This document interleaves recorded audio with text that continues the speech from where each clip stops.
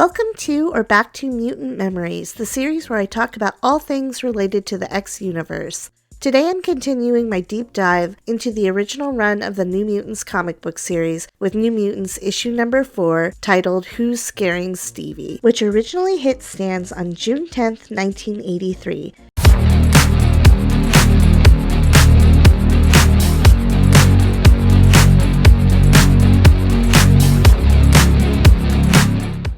The issue was written by Chris Claremont, and for the first time, Sal Buscema was the main penciler, but Bob McLeod was still the finisher of the book. Louise Simonson was the editor under the name Louise Jones. As always, I want to say I highly recommend reading these comics on your own. I'm kind of just doing these reviews of the comics for fun, but if you don't mind spoilers, here we go! Also in this video, I'll try to use the kids' code names a bit more so we can get used to saying them.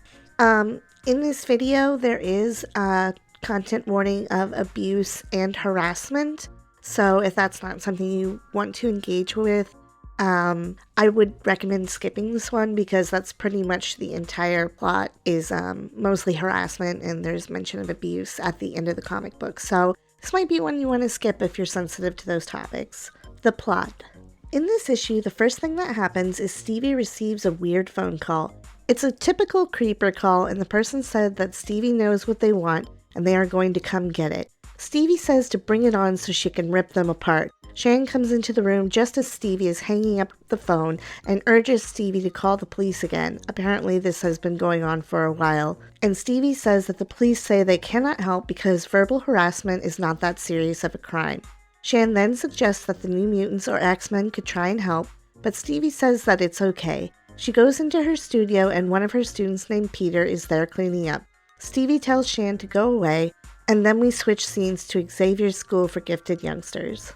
It's winter, and the kids are all playing frisbee outside. They are interrupted by the professor telepathically linking with them and telling them to meet him in his study. When they all go inside, they are met in the hall by Lilandra, Shi'ar royalty and romantic partner of Charles Xavier. She tells them that she will give them snacks after the meeting with Xavier. The kids have mixed reactions to her. Rain thinks that royalty should not be serving common folks, and Danny is stubborn, which amuses Lilandra. In Xavier's study, the professor addresses the New Mutants and tells them that he is sorry for his actions when he was under the control of the Brood. He tells them he would understand if they did not trust him after what happened, or if maybe they didn't want to stay at the school. Danny, who has been feeling skeptical and suspicious of the professor and his motives up until his speech, is moved and tells the professor that she is pretty sure she speaks for everyone when she says that she forgives him and wants to stay under his tutelage. Xavier notices Shan seems upset and tells her that contrary to popular opinion, he does not read his students' thoughts. I'm going to talk about this a lot later in the video, but he can tell something is wrong. Shan explains that Stevie is getting frightening phone calls and that she offered to help her, but Stevie refused. Shan tells the group she means to try and help Stevie even though she doesn't want help. Danny says she will help with or without the professor's approval. The professor tells the group to come up with a plan to help Stevie and submit it to him. Danny is annoyed by this because she feels like it's real life, not an exercise, and the professor tells her to chill out basically, and that something can be learned from almost all situations like these. Professor Xavier wonders why she is so aggressive towards him. When the New Mutants leave, he talks to Lilandra about Danny being so rebellious, and Lilandra assures him it's a mixture thing, her coming into her power, being in a new situation, etc., etc. She asks how he will deal with her. Xavier explains he would have overpowered her before with his powers, but now he knows he has to build up trust in a more organic way. Again, I'm going to talk about this later. The New Mutants go to Stevie's apartment and she begrudgingly lets Bobby put a tap on her phone. The first few calls are not the weirdo, but the fourth call is. The phone call gets traced and the team plus Stevie goes there, but the person is already gone. Rain, Wolfsbane, catches the scent of the person and finds out it's a teenage boy. They trace the boy's scent back to the high school. The kids remember the friends they made back in issue 2 invited them to a dance there that night. They trace the scent further, and it's revealed the person making the calls is Stevie's student who we saw earlier, the kid who was cleaning the studio, Peter. Peter is shocked that they somehow know what he has done and makes a run for it. He hops in a car and speeds away. Peter is driving so dangerously that Cannonball, Sam, has to save a mother and her young daughter from being hit by the car. He does so and also successfully makes a turn while blasting for the first time. Peter crashes his car into an old rundown building, and the rest of the New Mutants catch up to him. He ends up inside the derelict building that for some reason is filled with explosives. Bobby Sunspot sees this and calls out to Xavier to warn the others, which Xavier does. Peter is inside the building fighting with Wolfsbane, and the rest of the mutants save Wolfsbane. Shan or Karma possesses Peter and forces him to come with them, and everyone makes it out of the building safely before the explosion. Danny weirdly says that Peter deserves to die for what he's done when Shan explains she's going to help him escape, which I found to be a little bit, harsh. Back at Stevie's apartment, Peter is out of Shan's control and Stevie questions why he has been making these nasty phone calls to her. He won't tell her anything. Xavier telepathically tells the New Mutants to use their powers because Peter is somehow blocking Xavier's power. Okay, I doubt that and I don't really understand that, but okay. Danny, Mirage or Moonstar, knows that Xavier is talking to her the most, so reluctantly she uses her gifts and the sad truth about Peter is revealed. His greatest desire is Stevie, and the vision that Mirage pulls out of Peter is Peter and Stevie in an embrace, and his greatest fear is his physically and verbally abusive parents. Peter is enraged that this is shown in front of everyone, and somehow knows Danny is responsible and tries to attack her. Not really sure how he knows that, but okay. The others hold him back, but the back of his shirt rips open, revealing injuries all over his back, presumably from his abusive father. Shan possesses him again to calm him down. After he is free from Karma and calm again, Peter explains that when he started dancing at Stevie's school, he fell in love with her, and all he has ever known is violent love. So when she didn't hurt him, he assumed she didn't care for him at all, and that he made the phone calls to get revenge for her not caring. He apologizes in tears. Xavier arrives, edits Peter's memory to erase any knowledge of the New Mutants and their abilities, and calls Child Protective Services. And we are told through external exposition that Peter is taken to a hospital to heal. Rain asks what will happen to Peter, and Xavier says he will get counseling and hopefully go to a good foster home, and that he will possibly never return to his parents. Xavier says he will even help with Peter's therapy. In a weird turn, Xavier says they saved Peter from more abuse, but not to be too happy with themselves because they didn't do everything right, and he wants reports from them on what they did right and wrong in this mission from them by the next day. But thankfully Stevie adds in she thinks they did a pretty good job. Impressions when I read it long ago. So the first time I read this, I was really enthralled. I think I was like 12, so this sort of story was really intense for me at the time. I loved this one, and it was one of the most memorable of the early issues for me. When I decided to reread The New Mutants, this was even one of the issues that I thought of. I felt really bad for Peter, and I liked that the kids had an official mission. I didn't see the more odd parts of the story involving Professor X, but we'll get there. I liked the new art. I think it's still similar, but the teenagers' faces are just a little bit softer, and I remember noticing the subtle change when I read this. I think this may be my favorite issue before issue 14, where Illyana joins the group officially. There isn't much more I can say about it other than I know I loved this one when I was younger, and I remember thinking it was very brave that they talked about something so serious. Impressions and thoughts upon rereading. So obviously this topic is still very relevant in today's society. I saw that at the time of this recording a couple weeks ago, a podcaster was getting a whole bunch of harassing phone calls and harassing messages and ended up being killed by the person who was stalking her. So harassment and stalking is something that maybe we even have to deal with even more nowadays. So I do think that this is still a relevant thing to talk about. So this was kind of interesting. There were some things I really liked about this issue. I liked that it showed a real issue that some teens have to deal with. I also thought it was interesting to read about basically a harassment and possible stalker case in the early 80s.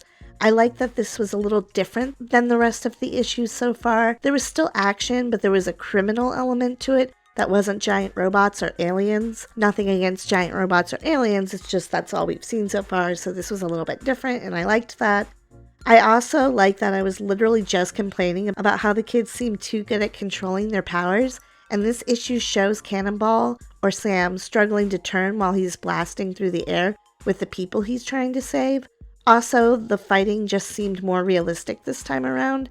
It was cool to see how far Wolfsbane's tracking powers can go, and even though I am tempted to think it was a little unrealistic that her powers could do that much, they did set this up in an earlier issue. I believe it was issue 2, she tells Danny that Danny wouldn't believe the things she can tell and experience and know in her wolf form, so I think it's probably okay. Upon rereading this, it was a little obvious looking back that Peter was the person making the phone calls. I mean, a random kid who was in Stevie's studio when it was supposed to be closed. She even asked him how he got inside. Of course it was him. But a younger reader may not have picked up on this. The big thing that I have to talk about is my thoughts about Professor Xavier in this issue. When I first read this, I didn't notice it at all. But honestly, he's slightly creepy in this, especially knowing what I know now about Xavier in 2023.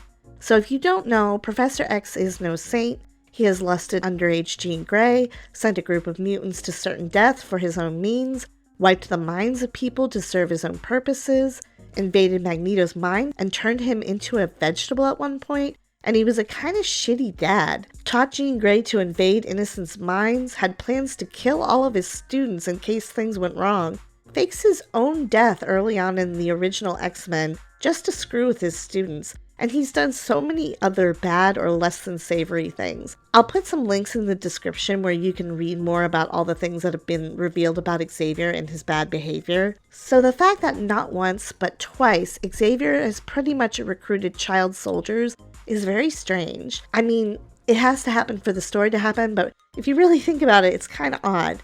I can understand him wanting to teach them to use their mutant powers, but he is teaching them to fight. He's not just teaching them to control their powers so they can live in a way so they and everyone around them are happy and safe. Even the Danger Room program simulates battles. I guess it could be argued that the evil mutants would cause trouble and probably attack the mutants who could live in peace with humanity, and Xavier is just preparing them to defend themselves and innocence. And that is fine, but in this issue he lets the New Mutants follow a potentially dangerous person who is harassing a human friend of theirs. It seems a little irresponsible. He lets them go into danger's way and he treats it like homework. Just seems kind of weird to me. Another strange thing is when Danny is being difficult with Xavier, he tells Lilandra that in the past he would have forced Danny to comply with his wishes. This means he has done this in the past, probably with the last class of X-Men, which is yikes. He says one thing and expects something else. He tells the students that he understands they may not trust him due to the incident with the Brood, but then he is annoyed that Danny is rebellious towards him. He is kind of nasty to her, and he says he is not the enemy, but this seems harsh when he is trying to win her trust back. He says he doesn't listen on students' minds, but he does reach out into people's minds. In the issue 14, he mentions that Illyana's mind is closed to him. How would he know that unless he was trying to get into her head? He's constantly beaming thoughts into the other kids' heads, and also later in this issue, he is obviously monitoring the kids in some way. Bobby calls out to Xavier psychically to have him warn the other kids about the explosives in the derelict house, and somehow Xavier hears him. If he wasn't listening to their thoughts at all, how could he hear Bobby? I really think Xavier is quite manipulative in this issue and kind of pushes Danny in a damaging way. He not only pushes her to just blindly follow him the whole time, even though he claims he understands he has to earn back their trust because he literally just tried to kill all of them, but he also forces her to use her power against someone. When Peter won't talk, Xavier pretty much tells Danny to use her power against him, and because he is in charge and the power dynamics, she feels like she has to, and she doesn't really feel great while doing it. Throughout this whole series so far, Danny, or Moonstar, or Mirage, whatever you want to call her, has pretty much struggled with how her power affects people. She really feels bad when she shows some people their greatest fears, and I think there was no reason that she had to do this. Why did Xavier make her do this? I think they could have just called child welfare or the police and been done with it.